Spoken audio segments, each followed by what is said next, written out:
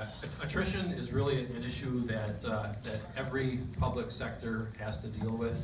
Um, Very rarely do we lose, there are some exceptions, but very rarely do we lose deputies to other local law enforcement agencies. There are times, in fact, in Nate's case, where he goes to a state agency, and most recently, I have to contradict myself a little bit, because we just had a deputy that was hired down in Waukesha County as a lieutenant. But usually what happens is that we lose good personnel to the private sector.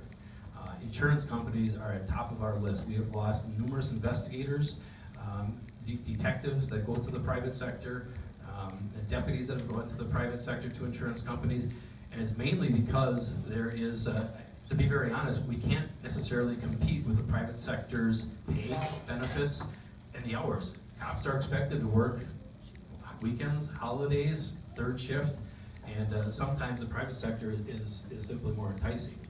What we can do to combat that is to try to keep this, the organization somewhere where somebody wants to work. And I think we do that by keeping the morale high in the department. And from my perspective, that is a key component to it. And morale is something that comes from the top of the organization downward. It doesn't matter if you're the sheriff or the captain or mid-level management or the sergeant on patrol. You have an obligation to the organization. And how you do that is, number one, that you just remain a genuine person, and you are available to people to talk to. Those are two things.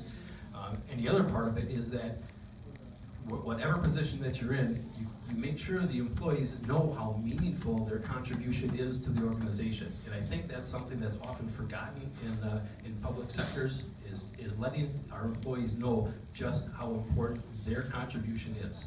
And I think that is a key component to it. And one of the other things that I really think is also an important part is the training aspect. And not necessarily training an employee to move on to the next job, which that does happen. But let's say maybe you have an employee that doesn't even want to go to the next rank of the department, that you provide them the opportunity where they can improve their performance at their own position, and so they have some sense of self-improvement.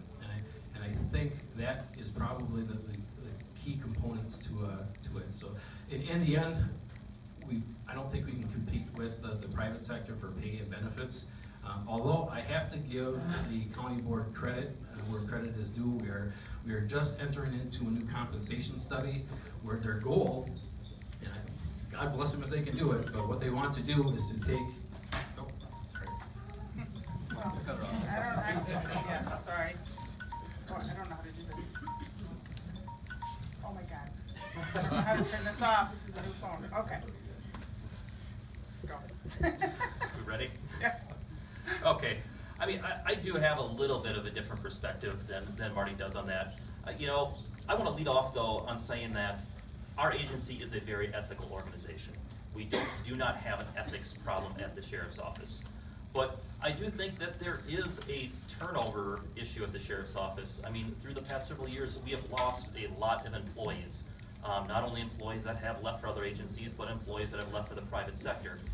I'd say sometimes those employees that left for the private sector are those older, more experienced employees, and by the pure nature of public sector work, if they're just satisfied at their current position, it's not desirable for them to just transfer to another police department because they have to start all over from the very bottom of the pay scale, vacation accumulation.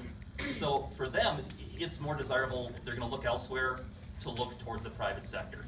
So I think there is an issue. I think some of the things that we can do to help, and this is a public safety issue because it's in the interest of the citizens of Washington County that the Washington County Sheriff's Office is staffed by experienced officers, and that we not be this department where people come to for a few years and then potentially leave. This is a public safety issue. So I think some of the reasons that I think that exists some is, again, we're a very ethical organization, but I just think for a long time now, you know, the sheriff's office potentially hasn't, or we haven't had necessarily a sense of pride in what we do, in who we are, a sense of history, and I think if we work on those things internally, that we can help the morale of the department. You know, just things that don't cost the taxpayers really any money whatsoever, or a lot of money, but things like having a formal swearing-in ceremony for officers. Things like when there's a promotion, having, you know, a formal promotional ceremony for people and things like that. Those are very simple things that give the deputies and the correctional officers and the communications officers a sense of pride and belonging.